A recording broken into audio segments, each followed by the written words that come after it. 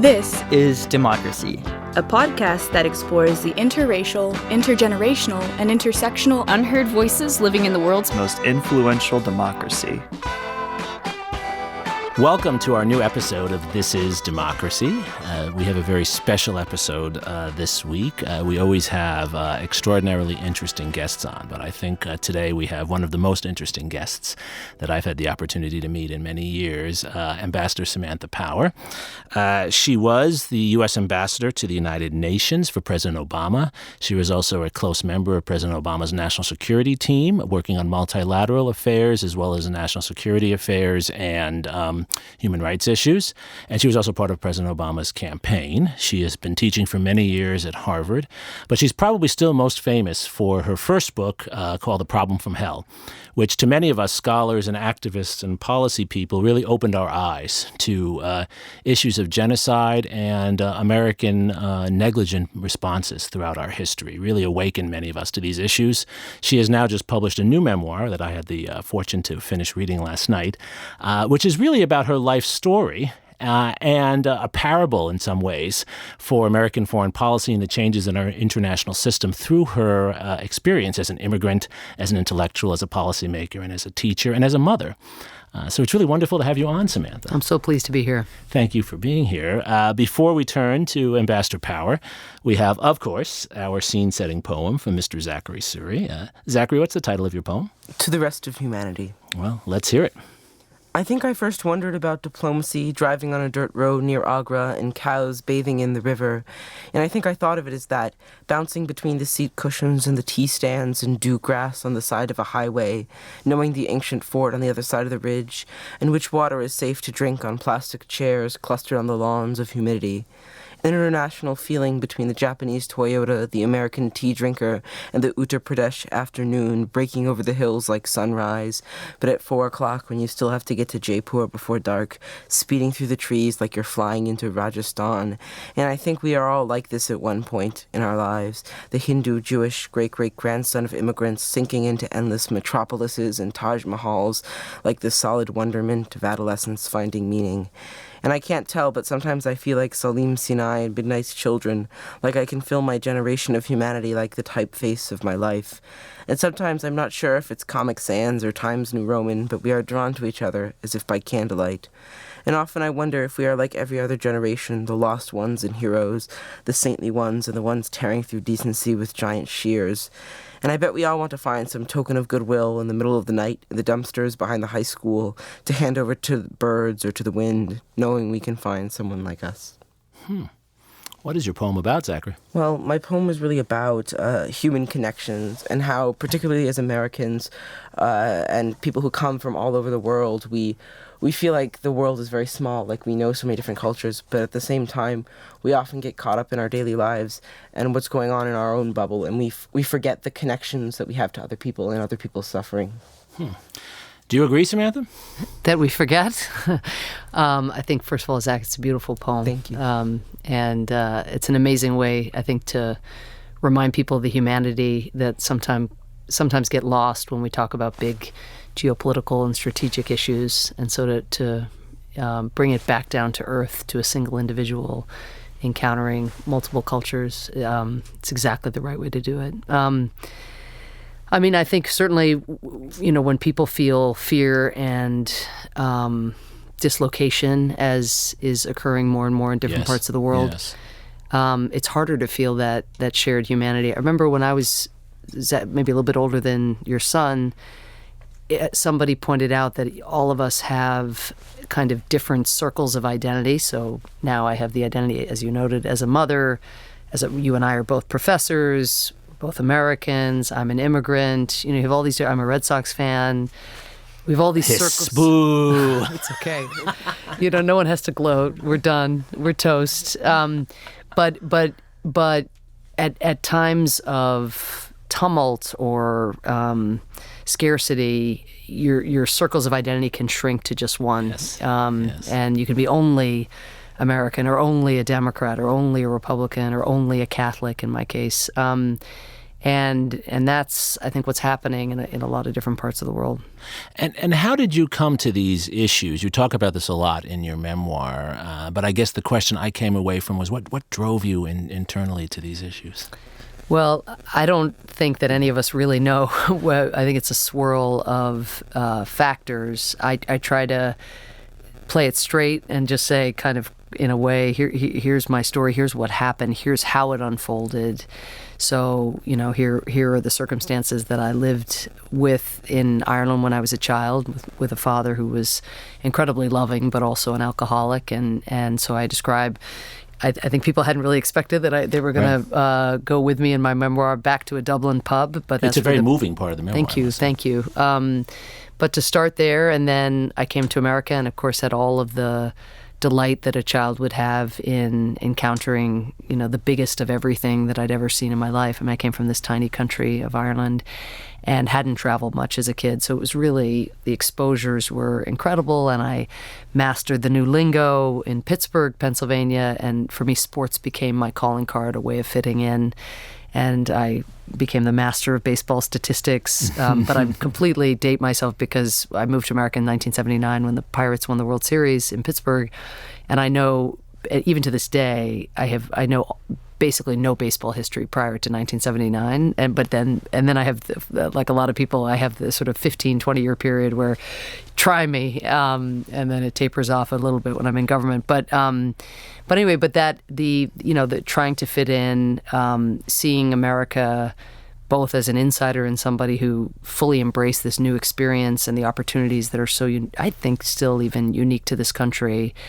At the same time, being able to see America a little bit from the outside, Yes. Still having such close family connections abroad, going back every summer, having my cousins and other family members giving me grief about whatever a particular American president might have been doing at a given time. And also probably seeing the world a little bit through the eyes of a small country of just the idea, Biden used to say this, Joe Biden, when I worked with him at the White House, that his mother had told him to, you're better than no one, Joe, and no one's better than you. And so on the one hand, to believe that America has some amazingly distinctive features, and I know that from having traveled the world, from having lived abroad, but then also to know that within every country are individuals who have so many of the same aspirations and may find themselves blocked. And then that raises questions, of course, about what America's responsibility is to itself and what it is also to the world as a whole. Sure. And as you know better than anyone, I mean, there are a lot of tensions surrounding discussions of human rights. One of them, we'll talk about a few of these tensions, one of them is the tension between the urge to connect, as Zachary discussed, with humanity, and as you've discussed so eloquently, but also the warning against condescension. And you've been, I think, remarkably skillful at avoiding that latter problem. How have you done that? How have you connected with other societies without bringing a white man's burden to them? Yeah, well, I haven't actually heard the question framed that way before or even thought about it in those terms. But yeah, the peril of that, I think it's both condescension or some kind of potential superiority complex, right. That we are... some even put it in divine terms, that we have some unique insight into God's will or into natural law or into what other people in other countries seek for themselves. And I do think it's a very perilous piece of business when you start thinking that way. On the other hand, I think, it sounds a bit cheesy, I suppose, and a bit sort of formalistic, but we do have these international instruments. They were imperfect from the very start, just as our own national instruments were imperfect in terms of who was at the table.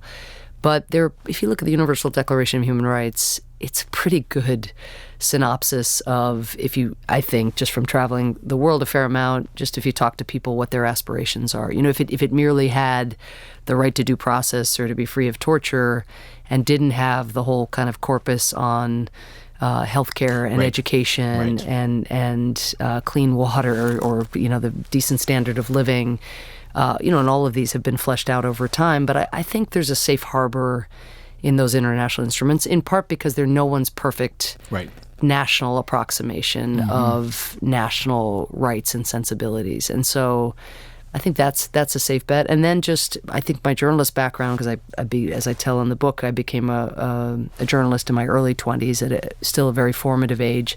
I hope I'm still at a formative age. I'm not sure, but as a journalist, just getting in that habit of being a bit suspicious of officialdom and just wanting to get out and about and to understand or to hear from people firsthand kind of how things are affecting them and what those aspirations are, and not assuming too much from far away. But that, again, I don't want to pretend that you have some Gallup polling, I hope not. Sort of thing in your head where you can go and do and sort of ascertain in some really tight way, people's aspirations. It's such a general concept, but at least that curiosity, and then just the more time you spend abroad, I think just to see that nobody wants to be dealing with corrupt officials. Everybody wants to be able to get rid of officials who aren't delivering, social and economically, or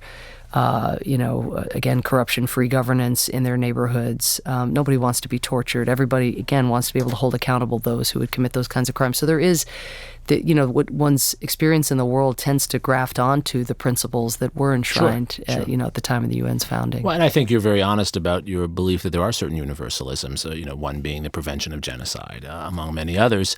At the same time, what I really admire in your work is you also are front and center honest, as you were a few minutes ago, about also believing in American exceptionalism. And the Declaration on Human Rights does grow out of the New Deal. It's a New Deal document. Eleanor Roosevelt's a key person behind it.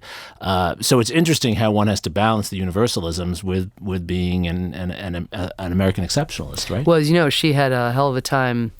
It may have been her sort of aspirational document, and certainly would have been FDR's. It aligns, I think, with both dimensions of his agenda, civil and political and social and economic, but politically and culturally, we're not there. We don't have our Supreme Court weighing in on the Bill of Rights in a manner that renders social and economic rights justiciable in the way that we do the other half of the Universal Declaration. So, for many, she was proving herself a socialist, a radical. and a radical. And with McCarthy was not that long thereafter.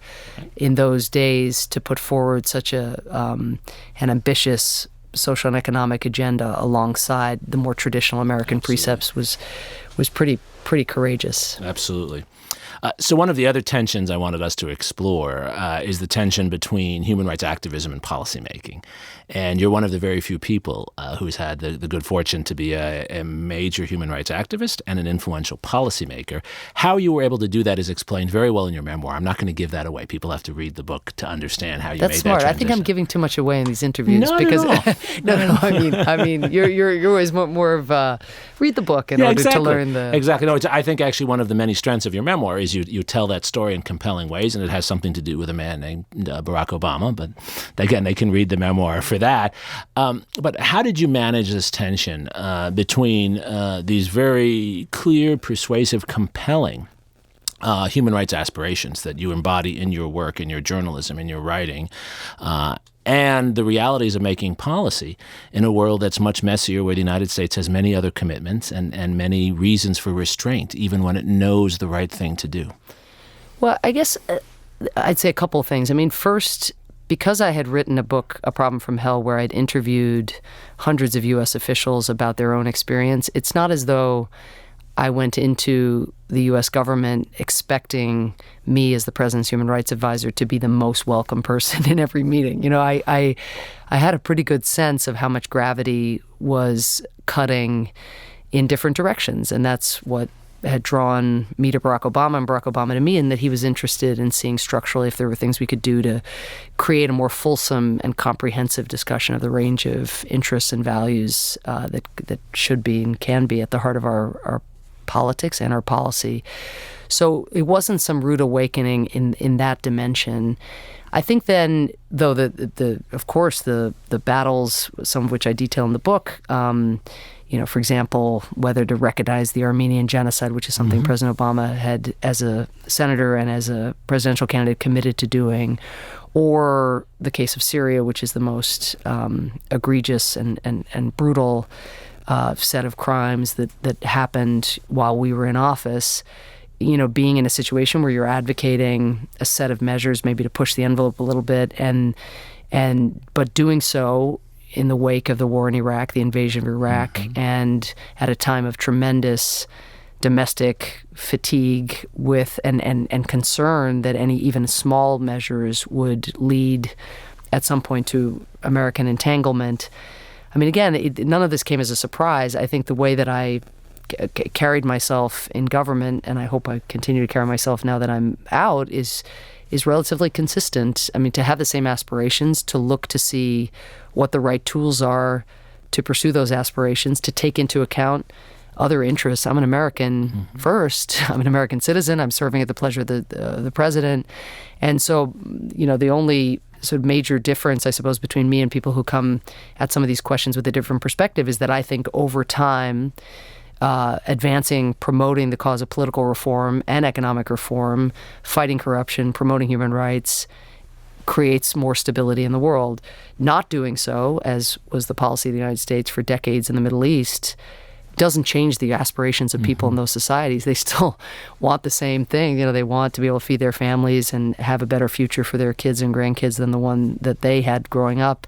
And so all that ends up happening is like the Isaiah Berlin, in the context of nationalism, it's sort of, if you bend and if there's no give in a society and no accountability, you end up getting not evolution, but revolution. And so, my view is as a strategic matter, there's actually, at least in the Obama administration, there was something of a consensus that it was in our long-term interest to promote human rights and to advance political reform. But when push came to shove, if you're a general and you're interested in securing instant counterterrorism cooperation, that longer-term interest in reality, doesn't count for as much as can we get that unit deployed to Mosul tomorrow to give us what we need. And I just continue to make the case because I think too often we privilege the short term and then we end up with precisely the situation we had in Iraq, where we were so reticent about pushing the cause of political reform with Prime Minister Maliki that we ended up having a situation where the sectarianism got so intense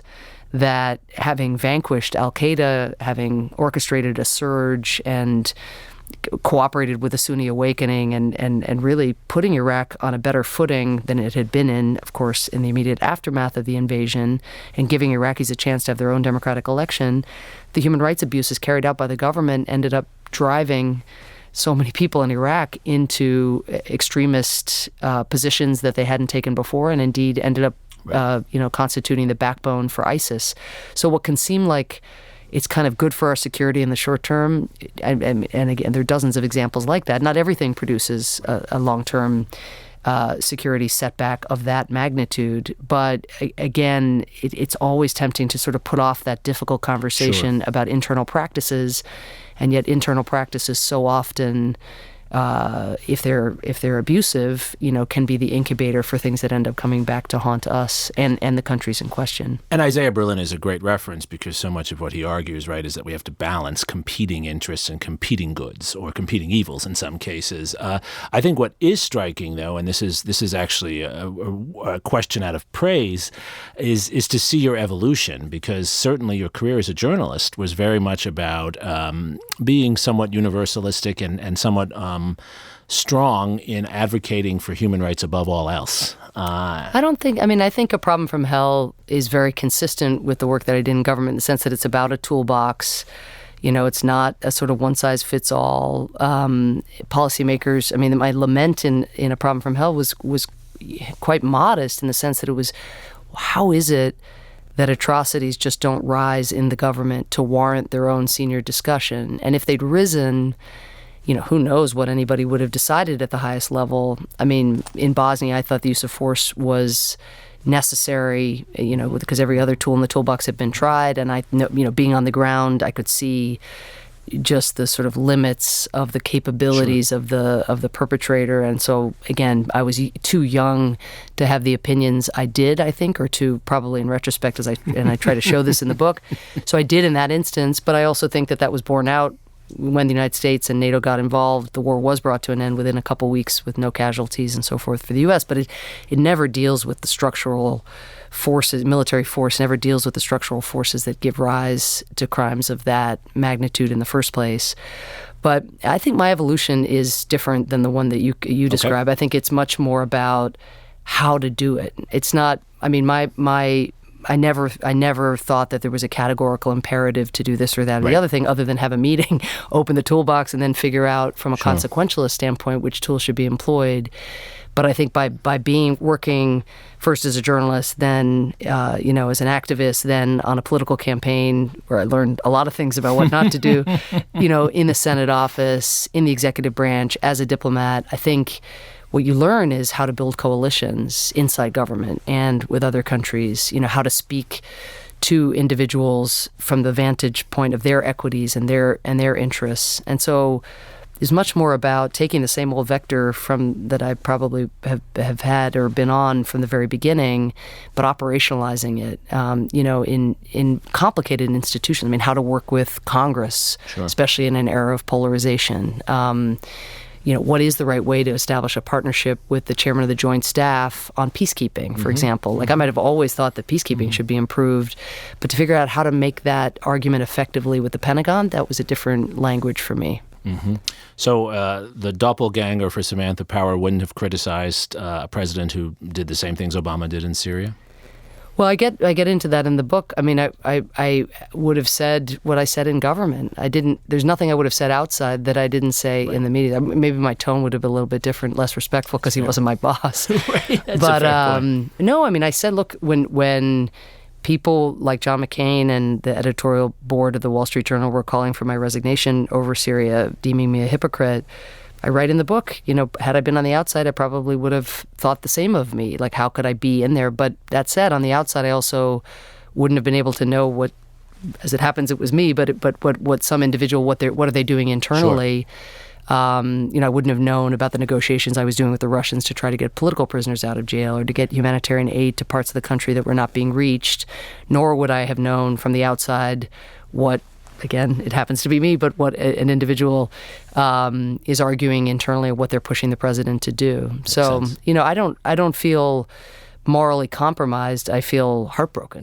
Right. And I think, having an evolving career is a strength, by the way. I have an evolving career. I just think this idea that there's like a caricature of who I wish people would actually go back and, not to say that you haven't, you probably assigned your courses and do go back and read it, but I think that there's just a caricature of my younger self, which is pretty, it's pretty true in general of how anybody who uses the word idealism is likely to be pigeonholed.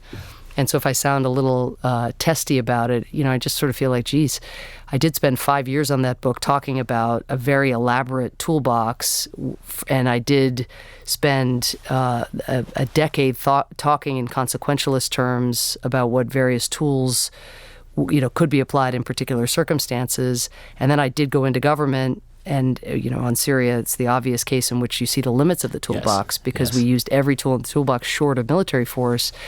So, that in that sense, A Problem from Hell kind of occupies a safer space because it's never really tested. I can say to you, I didn't advocate the U.S. military going into Rwanda, nor would I 6 months after Somalia. When I look back on Rwanda, I look at radio jamming and denouncing and expelling the Rwandan ambassador to the UN. But the truth is, as Syria shows, it may well be that you do everything short of the big thing, and it may mitigate at the margins, but it may not end, a grave human rights crisis of the magnitude of a Rwanda or a Syria. And so, in that sense, some of those ideas, inevitably, because nothing was done in the face of genocide, or if anything, in the case of Rwanda, peacekeepers were pulled out, but the larger proposition goes untested. And so the Obama administration, in a way, tests it because we're actually employing the tools, and you see mitigation rather than salvation. That's a very helpful way to think about it. Thank you. Zachary, you had a question. Yeah, how do you think we get young people who've grown up in the United States with this sort of idea of exceptionalism to care about other societies and in international cooperation? Well, I think we start with an amazing foundation because we are a country of immigrants, and we have in our midst people from so many different walks of life. Granted, this is now a much more contested proposition that we're a nation of immigrants, but no matter what the rhetoric is out of politicians or even how policies change day to day, you just look around. I mean, I write in the book about helping preside over a naturalization ceremony where our nanny, who helped me raise my kids, but also was the sole reason I was able to do my job as UN ambassador, but she was becoming an American, and I looked out at the sea of faces, which were so diverse, and the minute they'd sworn in, they were American suddenly. I mean, they wonderful. It was just just that sense that their names were now American names. They'd gone from being Costa Rican or Uzbek or Chinese, and suddenly they were American in that instant. Then I came back to the U.S. mission to the UN, and I walk in and I look around, and it's like the courthouse. It's the same scene. It's the same. It's not a ceremony, but it's either immigrants or descendants of immigrants. And so that's one answer, is I feel like, especially your age group, for us to take advantage of the encyclopedias and the culture and the richness and then the connections to those other countries in our midst. But then also, the point I was making earlier about how our interests as a country are kind of connected to the fate of people abroad. I don't mean in some kind of, touchy-feely way that can't we all get along and everybody will be so happy here if they're happy there, but just take climate change, the way in which what China chooses to do with its coal plants fundamentally is going to affect your generation. And even if we can get our act together here in the States, your generation's ability to grow up in a world, with the same bounty that I and your dad grew up with. The human rights example where when governments are super repressive and there are radicals around to try to exploit that, how terrorists, can set up training camps and recruit people, and how that can end up coming back to hurt us. I think we and my generation and the generations that came before, we sort of stopped making the case at a certain point. We just, apart from in our classes, right. We're making the classes, we walk students through the connection between the international order and, American prosperity, or the ability to keep the sea lanes open, and our ability to do trade. And that happens in the classroom, but in the public imagination, the idea that we're not just connected kind of spiritually because we have a sort of one world, Amnesty International candle on our fridge, but like we're connected practically and pragmatically. And so I think young people, there's a reason that that's not intuitive anymore. I don't think that case has been made. And now look at the Democratic primary debate and of course as well in parallel the rhetoric of the Trump administration. And it's no wonder young people don't really know why it matters, because it's not coming up. I mean, Trump is portraying the world as kind of out to get us and dangerous and a world of carnage and people are trying to rip us off. And then among some progressives, there's a concern that when the United States leads, it's at the expense of what we do domestically, or that it leads inevitably to war and to militarism. And so, I think this question that you pose of how can young people be convinced that there's a smart, humane, beneficial leadership role in the world for the United States that does a lot more good than harm, for your generation. I think that conversation isn't happening near enough, and young people probably have to help us old fogies figure out what the right framing is. Those of you who are convinced, what is the way to hit home. Climate change seems to me a very good place to start, because young people are so rightly exercised about that. So, Samantha, we like to close every episode with a discussion about how this historical knowledge that you've shared with us so brilliantly, how that can be used for positive effect by especially young people listening. We're really trying to show that history can be put into action. So what is your advice to our young listeners? What should they do, assuming they care about these issues? Well, what I find among young people, Zach's question speaks to one dimension, which is, why does what happens over there matter here? So I find that in some. But honestly, in many, many more, I find also a different phenomenon, which is, I'm going to promote human rights. I'm going to grow up and I'm going to promote human rights. Like, that's why I'm on the earth. I'm going to make the world better. And I guess my reaction to that it seems to me there are twin perils. The first, I think, is a reflection of an overly narrow conception of what's good for Americans or what's good for young people. And the second is an overly broad conception of what any one person can do. And so my main advice, I think, a lesson, at least from my own miniature history, but also I think from history as a whole, is know something about something. That if you try to fight every battle, sometimes you fight none. You know, your ambition can be so large that your aspirations can be so easily thwarted, because if you have the ambition of promoting human rights everywhere, nobody can achieve that. I mean, it's inconceivable. I mean, the President of the United States could barely make a dent in an agenda of that magnitude, given all the structural forces in the world. So, slicing off, one sliver of a problem. And so, when I hear someone your age say, "I want to become a human rights lawyer. I want to promote human rights," I'll say, "Whose? Where?" Here, I mean, maybe the homeless community, in your city, those of refugees who are not now getting the welcome that they once had. Is that a slice of the human rights problem you can help deal with, maybe in your own community? Or maybe there's some specific conflict abroad where you want to, ultimately put yourself in a position to learn the language, to know the history of the place in order to be able to make a contribution. But I think that narrowing, which can seem like an accommodation with the status quo, but it's not. It's about, again, figuring out one's own slice of making the world different. So being rooted in your larger ambitions in many ways. But slicing it down into bite-sized, manageable portions, shrink the change. That's great advice. Zachary, does that make sense to you? What do you think? Do you think young people will be motivated by that? Well, I definitely agree, and I think young people, in many ways, in reaction to what we see in the Trump administration, but just in the sphere of politics today as well, have become even more concerned about these issues and more aware of them than they would be in a more complacent world where we didn't have as many threats to human rights, or if it was something we didn't talk about as much. Great. Well, this has been a wonderful conversation, and I encourage all of our listeners to read Samantha Power's new book. It really is a very personal, but also very sophisticated exploration of these issues. Very compelling read, and it actually, in some parts, reads like a novel, even though it's about very serious policy issues. So congratulations on your book. Thank you very much, Jeremy. And thank you for being on with us, and thank you for your poem, Zachary. And thank you for joining us for This Is Democracy.